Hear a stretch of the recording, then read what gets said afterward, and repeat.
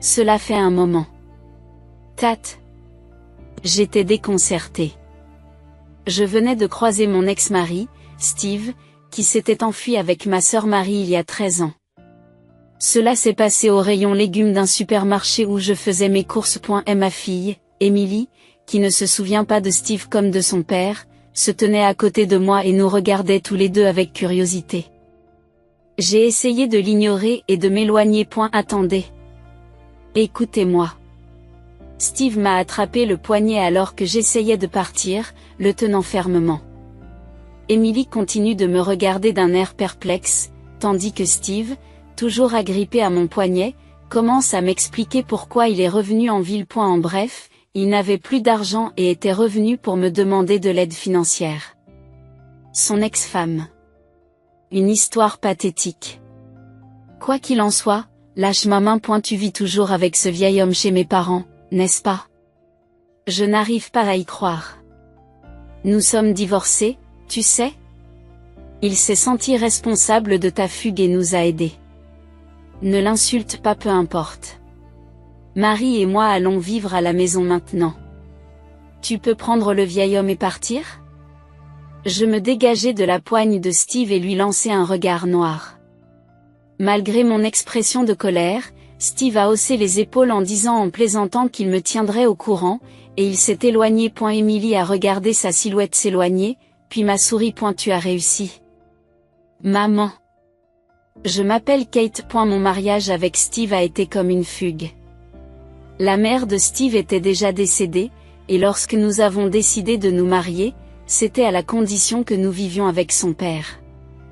Peu après le début de notre nouvelle vie, nous avons eu la chance d'avoir un enfant. Nous l'avons appelé Emily, et nos vies ont été remplies de bonheur, car nous l'avons comblée d'amour.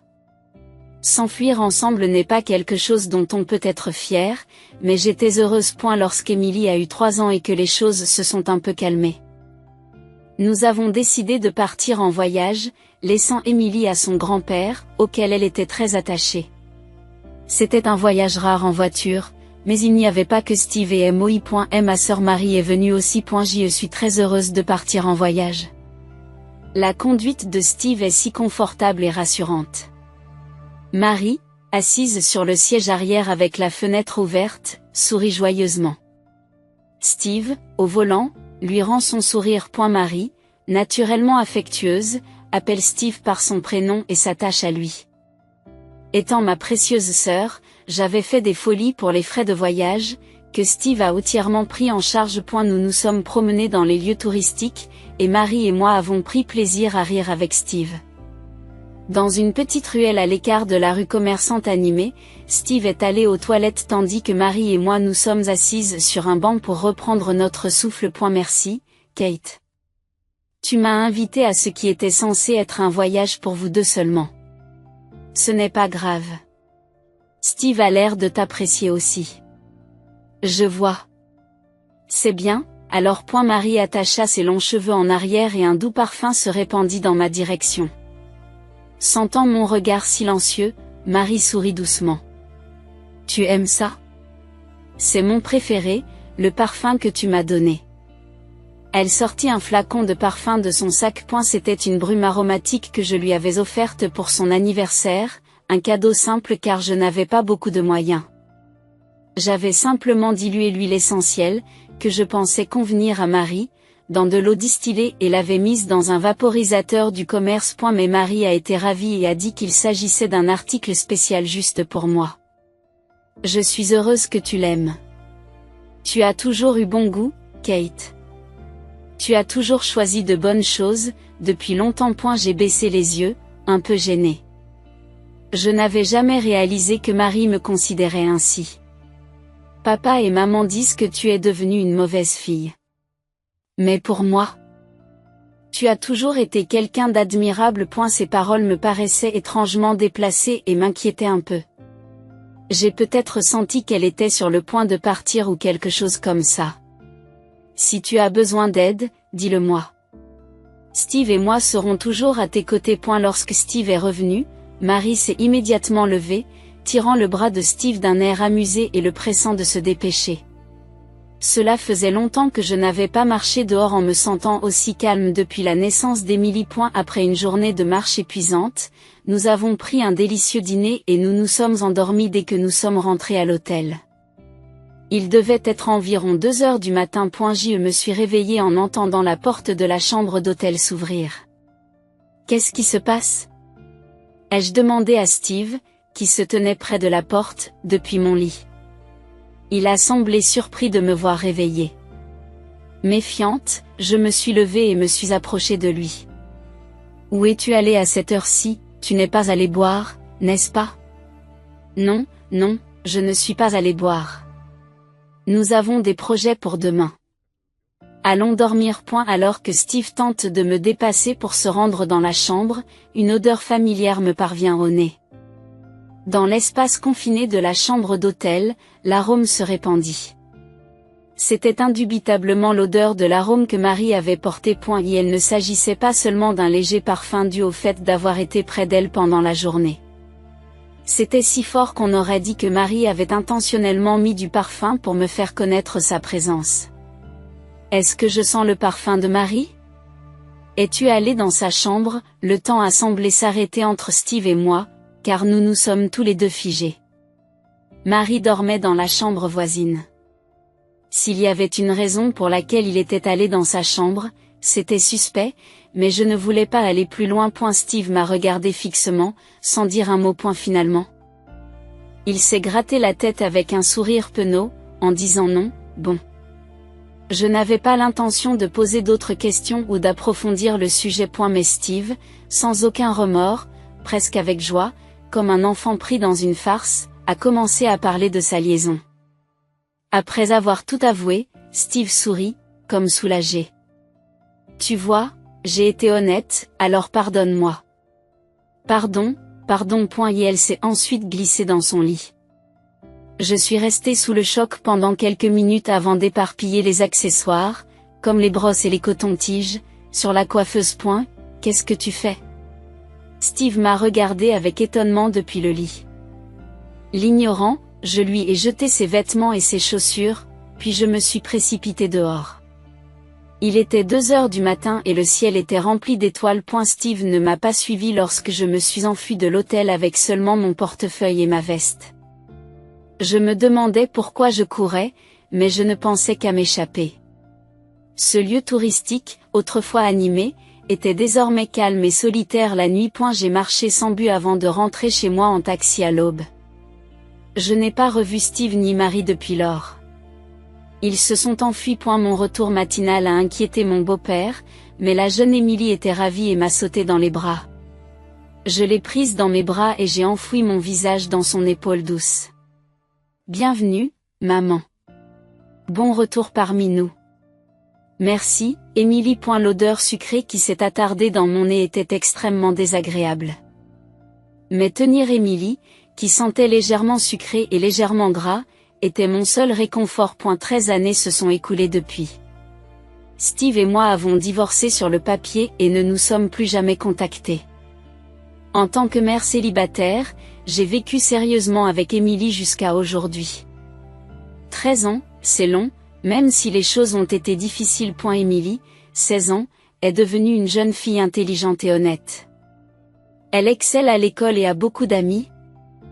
Ce qui me rend fière. Un jour, alors que nous faisions des courses avec Émilie, nous avons rencontré Steve à l'improviste. Ça fait longtemps, Tate. Au rayon légumes du supermarché local, Émilie, qui ne se souvenait pas que Steve était son père, nous a regardés curieusement tous les deux. J'ai essayé de l'ignorer et de m'éloigner. Et, Tate. J'ai pris la main d'Émilie et j'ai essayé de quitter le magasin. Sentant quelque chose, Émilie a accéléré le pas et m'a suivi. Attends un peu. Écoute-moi. J'étais déconcertée. J'avais occulté les événements d'il y a 13 ans, et même dans ma vie avec Émilie, j'avais hésité à mentionner l'existence de Steve, sans parler de son nom. Émilie continuait à me regarder avec curiosité. Steve, qui tenait toujours mon poignet, commença à expliquer pourquoi il était revenu en ville. Comme toujours, Steve avait été très mauvais avec l'argent, passant d'un emploi à l'autre, et lorsqu'il n'avait plus d'économie, Il était retourné dans sa ville natale. Et elle parlait avec un sourire amusé, comme si c'était le problème de quelqu'un d'autre. Lâche-moi la main. Tu vis toujours avec ce vieil homme chez mes parents, n'est-ce pas? Je n'arrive pas à y croire. Nous sommes divorcés, tu sais, ton père s'est senti responsable de ton lotissement et nous a aidés. Ne l'insulte pas. Peu importe. Marie et moi allons vivre à la maison maintenant, alors tu peux prendre le vieux et partir? Je me dégageai de la poigne de Steve et lui lançai un regard noir. Même si j'avais l'air en colère, Steve l'a ignoré d'un air enjoué et s'est éloigné. Émilie l'a regardé partir et m'a serré la main. Lorsque nous sommes rentrés à la maison, j'ai reçu un message sur mon téléphone.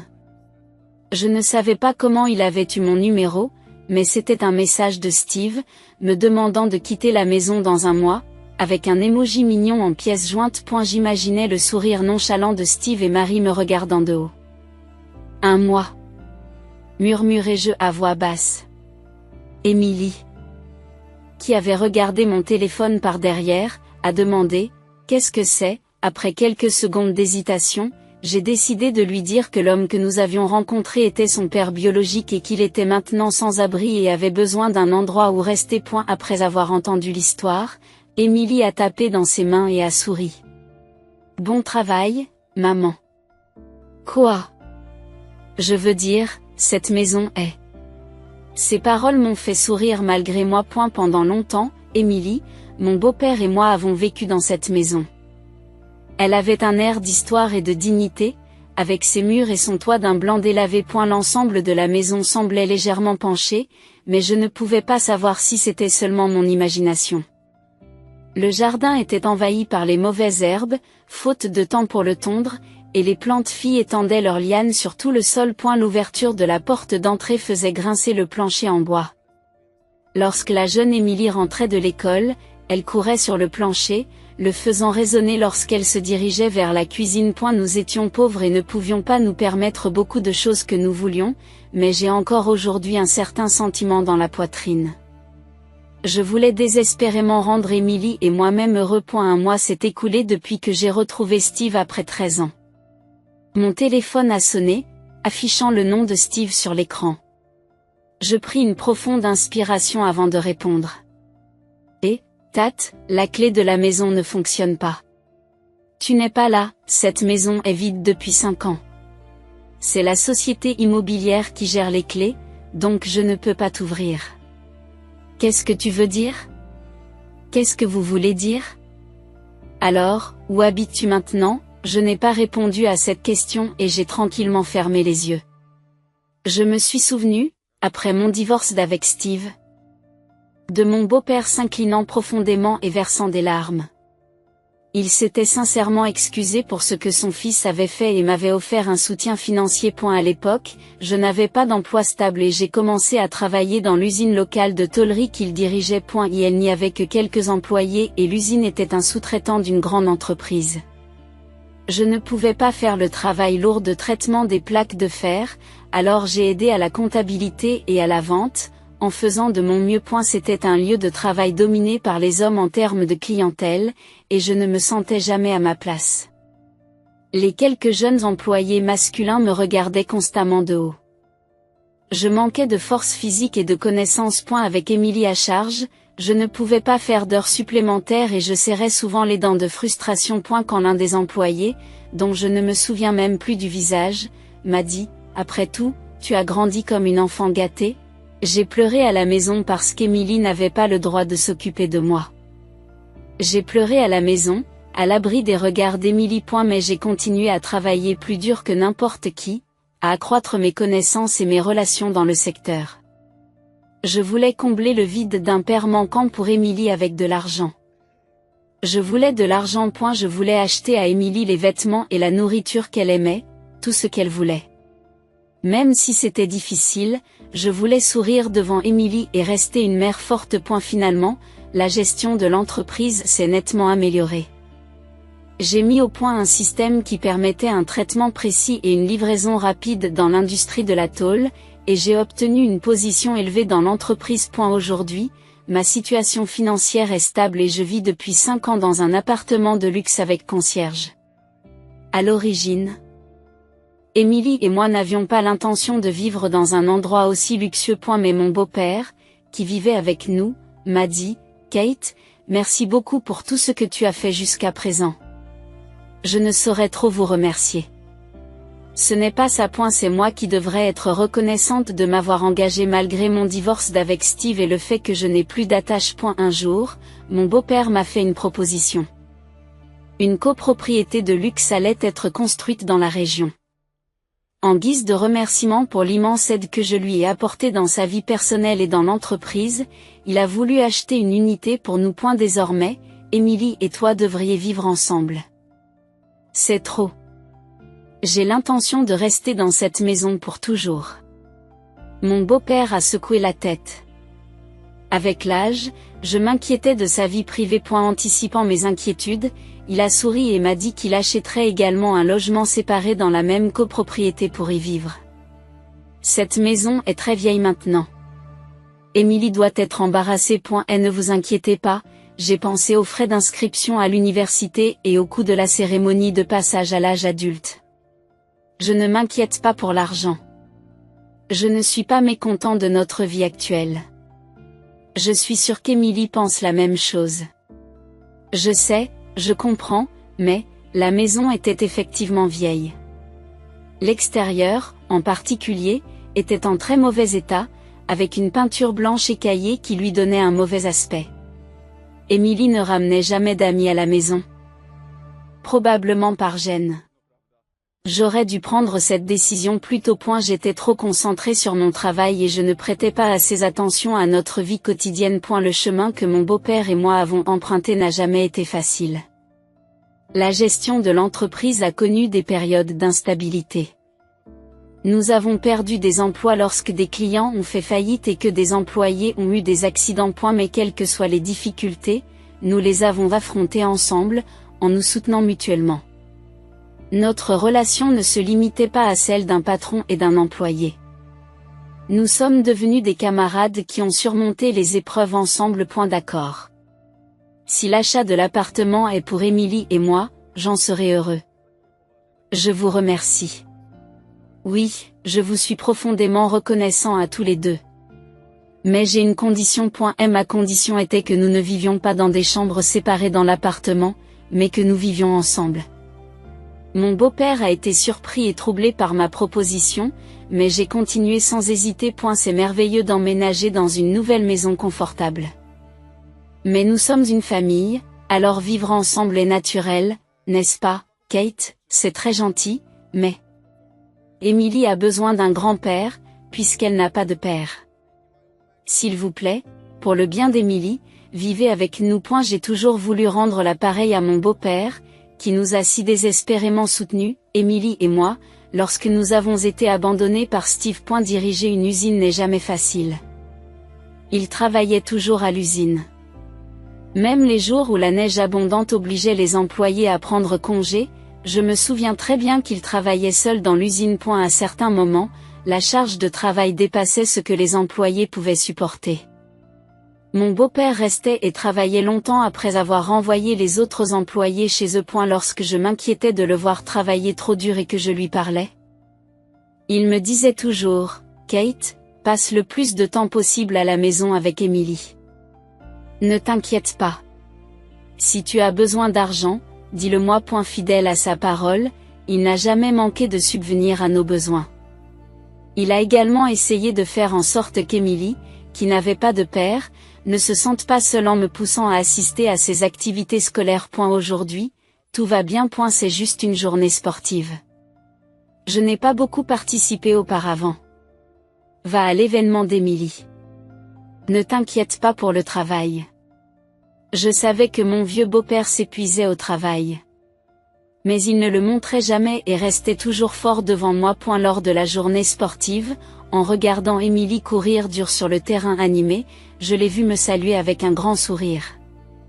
J'ai toujours voulu remercier mon beau-père pour son soutien. Bien qu'il soit d'abord resté sans voix face à ma suggestion, il a fini par soupirer et a posé doucement sa main sur mon épaule. J'y suis vieux maintenant, et je ne serai peut-être plus en mesure de vous soutenir, toi et Emily, très longtemps. Vous nous avez soutenus plus qu'il n'en faut. Maintenant, c'est à mon tour de vous soutenir. Un jour, je pourrai devenir un fardeau pour toi et Emily. Je l'ai regardé dans les yeux. Il y avait des sentiments non exprimés. Il était un membre essentiel et précieux de la famille pour Emily et moi. S'il te plaît, vis avec nous pour le bien d'Emily. Si tu parles d'Emily, je ne peux pas refuser. Mais c'est vrai. Elle a besoin de son grand-père. Kate, vous êtes une excellente vendeuse. Je vous remercie. Vraiment? Merci. C'est ainsi qu'Emily, mon beau-père et moi avons commencé notre nouvelle vie dans ce luxueux condominium. 5 années se sont écoulées depuis. La vieille maison où nous avons passé tant de temps est maintenant vide. Parfois, lorsque mon beau-père passait devant, il déplorait qu'aucun nouveau résident n'y ait emménagé. Même si elle avait été confiée à une société immobilière, il souffrait de la voir devenir une ruine. Emily connaissait ses sentiments, alors quand elle a appris que Steve avait l'intention d'y vivre, elle s'est réjouie pour lui. Mais Steve ne comprend pas la situation. Et la maison était vide depuis 5 ans et n'était déjà plus qu'une ruine, les murs et le toit étant très abîmés. La société immobilière nous avait informé qu'elle serait bientôt démolie. Et vous m'écoutez? Je ne peux pas vivre dans cette maison sale. Où habite Emily? Steve hurle de colère à l'autre bout du fil. Je lui ai expliqué la situation. Je lui ai dit combien mon beau-père nous avait aidés, comment nous avions coopéré pour développer l'entreprise et que nous vivions maintenant dans un condominium, bien que je n'ai pas donné de détails. Steve a réagi en criant presque. Alors tu vis avec ce vieux riche pour l'argent? C'est ridicule. En tant que fils, j'ai des droits sur la société. Je viens prendre le contrôle. Le volume était si fort que j'ai instinctivement éloigné le téléphone de mon oreille. Mon beau-père, qui se trouvait à proximité, m'a pris le téléphone d'un regard. Nous travaillions dans le même bureau. La raison en était, ça fait longtemps qu'on ne s'est pas vu, Steve. Oh, papa. Pourquoi es-tu là? Peu importe. J'ai eu des nouvelles de Kate. La société s'est beaucoup développée, n'est-ce pas? Donnez-moi un poste, j'ai besoin d'un travail. Ne sois pas ridicule. La réprimande était si intense que même moi, j'ai été un peu surpris. Mon beau-père tremblait de colère. Ses épaules tremblaient et ses poings étaient serrés. Kate est maintenant vice-présidente. Sans elle, l'entreprise n'aurait pas connu une telle croissance. Vice-présidente? Vraiment? Eh bien, papa. Si tu vivais avec moi et Marie? Ce serait plus facile pour toi de vivre avec ton vrai fils. Steve. Depuis que tu as disparu, Kate a soutenu ma vie. Elle est bien plus importante pour moi que toi.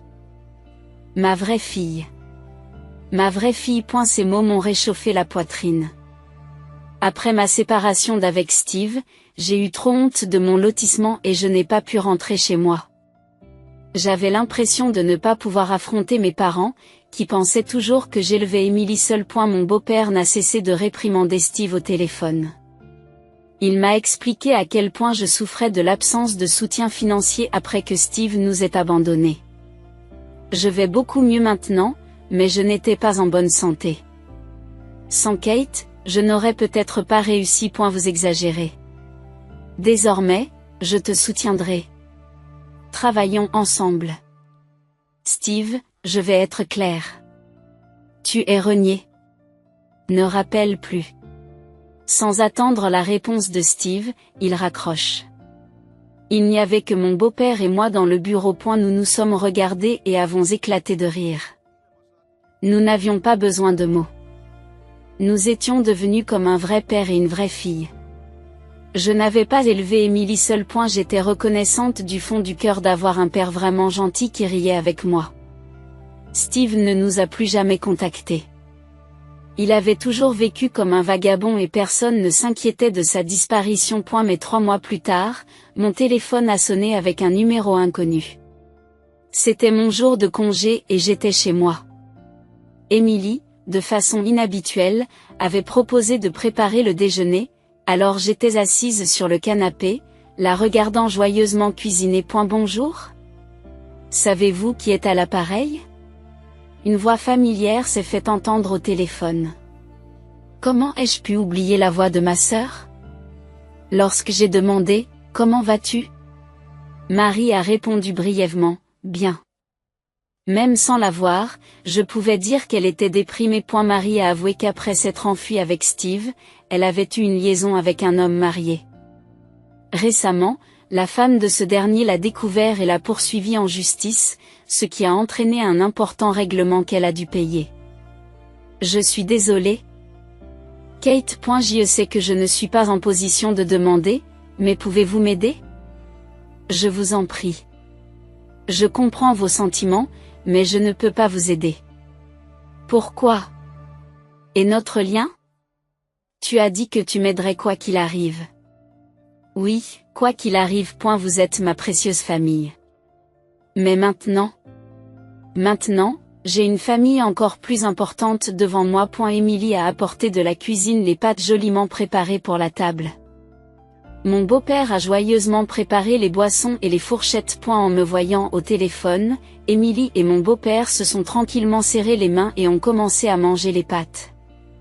Une légère odeur d'ail s'est répandue dans la pièce et j'ai senti mon estomac grogner légèrement. J'y vois. Il n'y a plus d'aide pratique maintenant. C'est vrai. Je t'aime, Kate. Et alors? Alors je voulais être comme Théo. Je ne crois pas que je comprendrai un jour le sens des paroles de Marie. Après s'être enfuie avec Steve, Marie a-t-elle vécu une vie comme la mienne?